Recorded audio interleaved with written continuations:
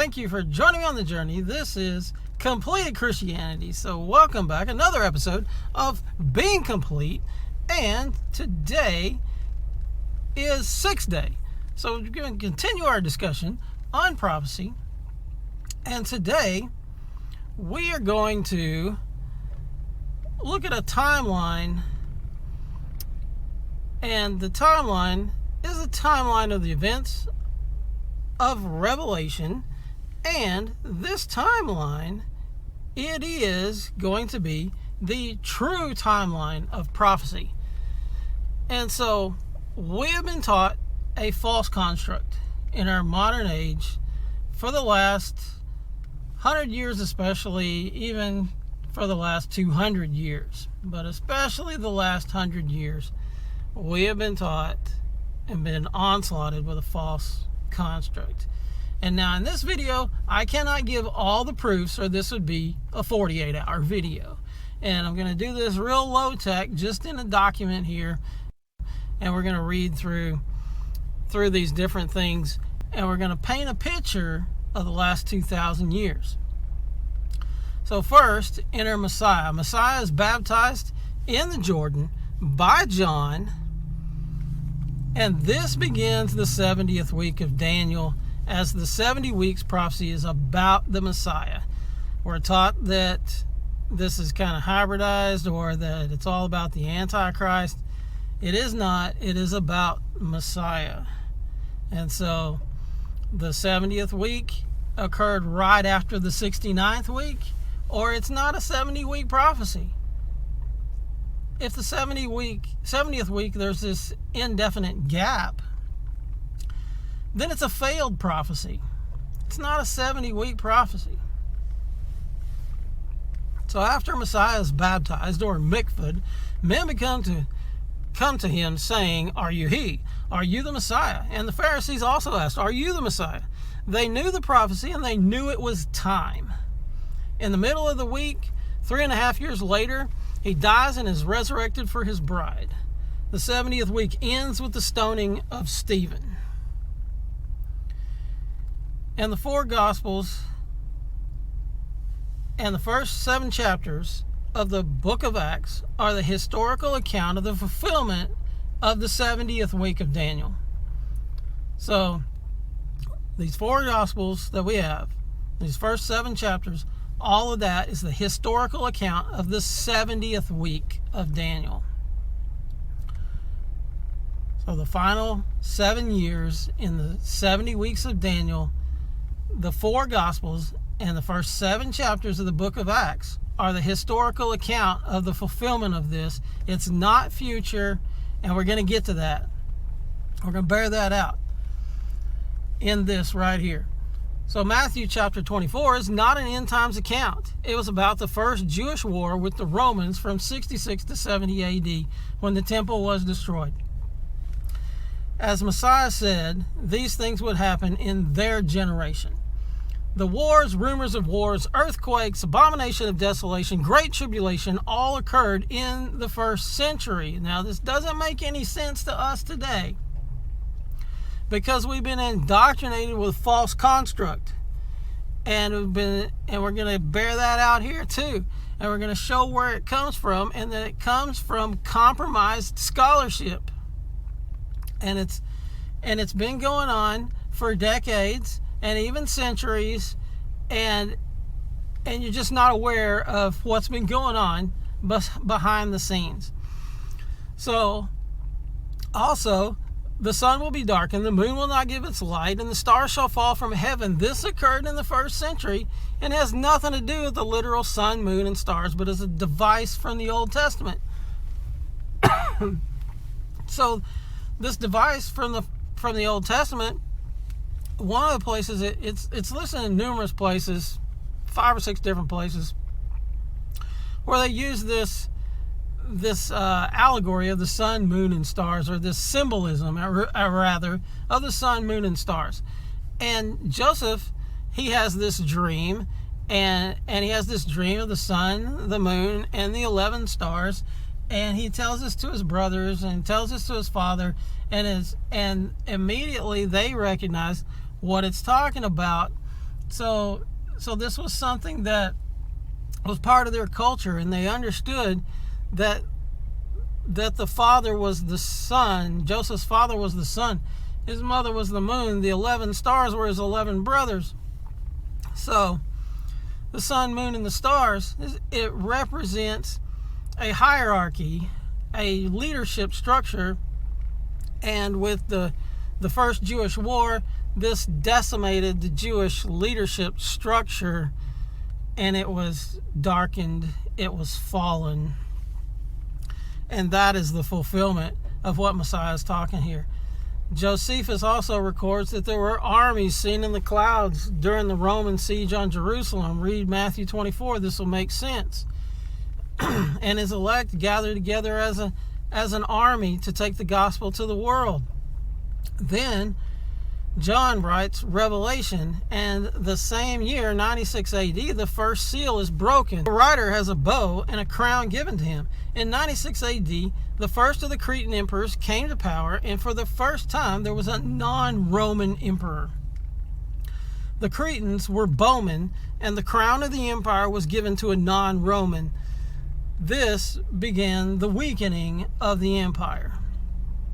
So this first seal, it was a judgment against the Romans for coming against Jerusalem.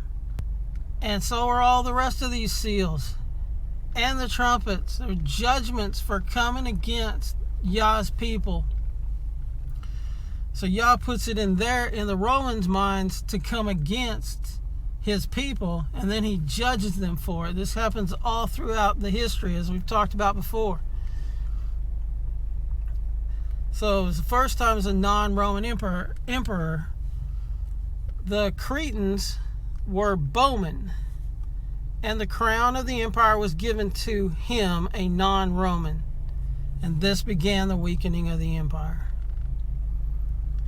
The seals weakened the empire and left it vulnerable to the Trumpet Wars, where the barbarian hordes collapsed the pagan Roman Empire. So trumpets signify war. One verse says, how will they know when to go out to battle if the trumpet makes an uncertain sound? Well, the trumpet calls an army to battle. These 7 trumpets, they call an army to battle.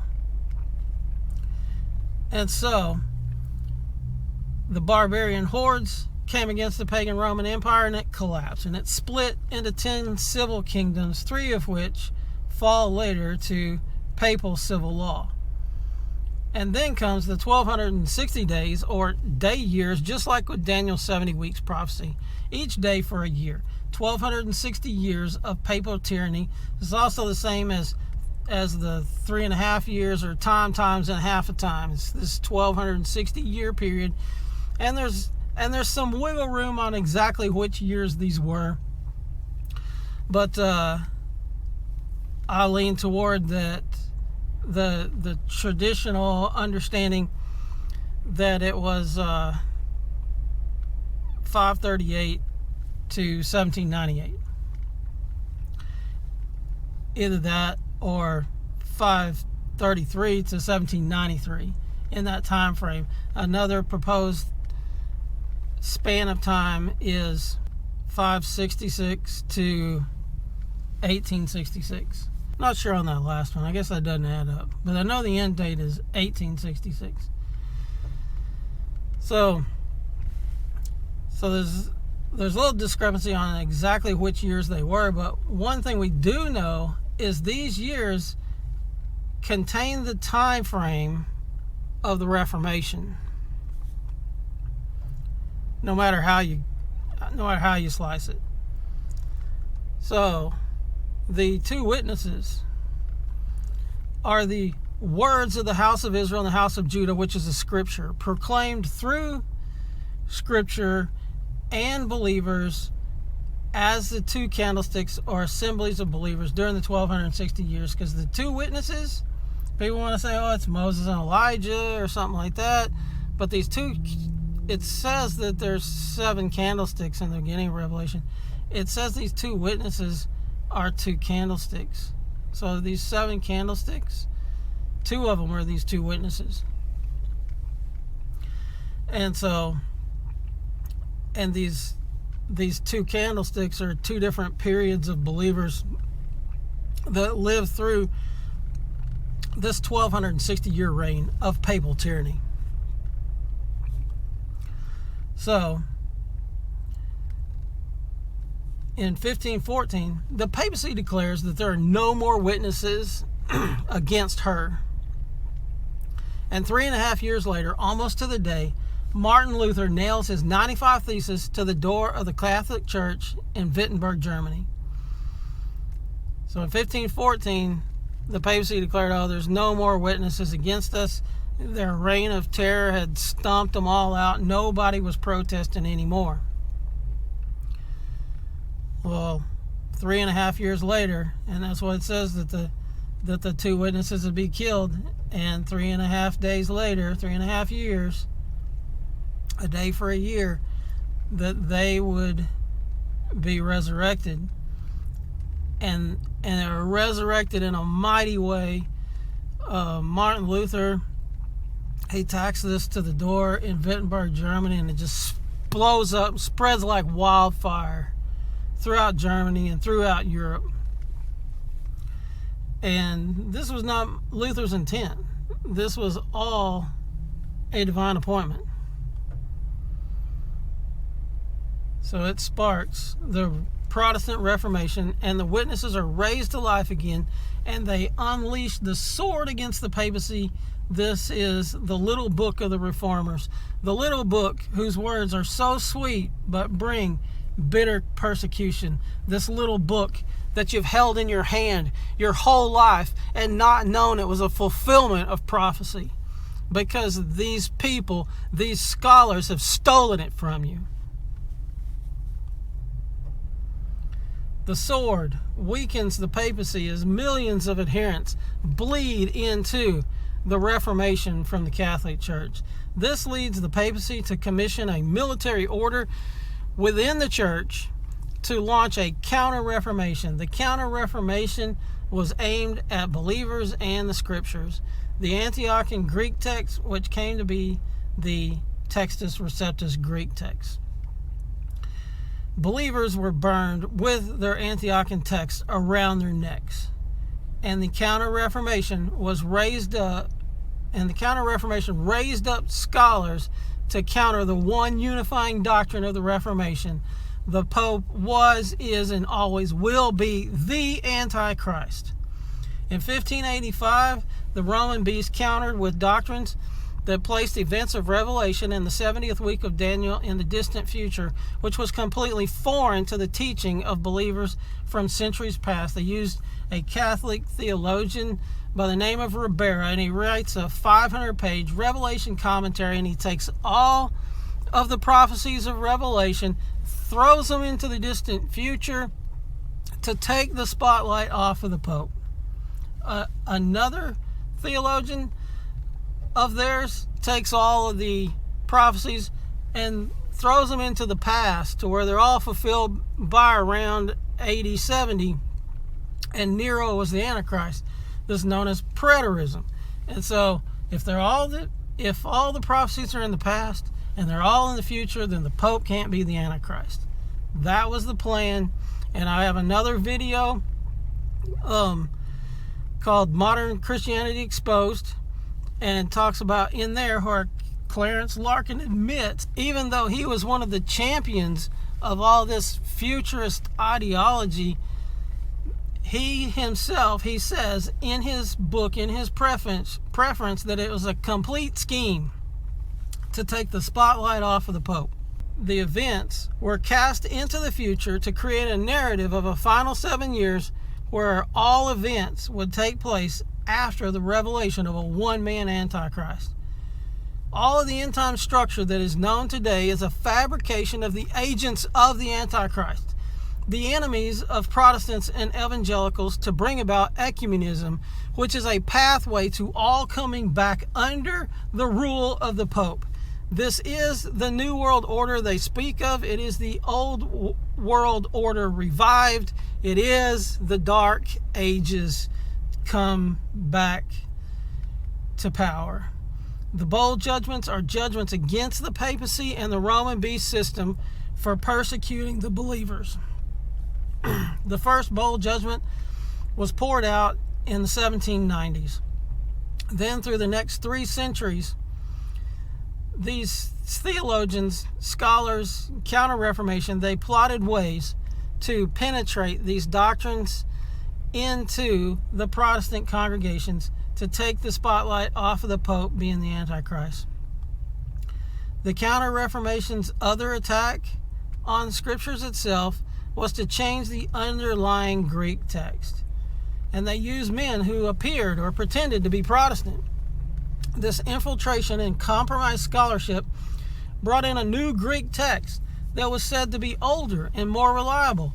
But these texts, Alexandrian texts, were Gnostic in origin, the only kind that is sanctioned by the Catholic Church, even though they condemn Gnosticism. Then the Counter-Reformation would go on to create hundreds of translations from these corrupted texts to more and more lessen the effects of the Scriptures in the life of would-be believers. Plus, they used their covert army to infiltrate all centers of learning, higher learning, denominations, and government throughout the world. Through this infiltration, they are generation by generation making people of the world more Catholic or more heathen, just so long as would-be believers are separated from the historical understanding of the Scriptures, the sword that empowered the Protestant Reformation. This infiltration and agenda is the reason you see that everything looks such a mess. Today, we await the pouring out of the 7th bowl, which will result in the soon return of the Messiah. Psalm 89:34, my covenant I will not break, nor alter the word that has gone out of my lips. If you like the video, give us a thumbs up. Comments of opposition are welcome. Just don't say anything dumb like we're not under the law. We're under grace because you've been taught to use that verse outside of the bounds of its intended context. Subscribe now. Smash that subscribe button and ring that bell so that you get notifications of all future videos.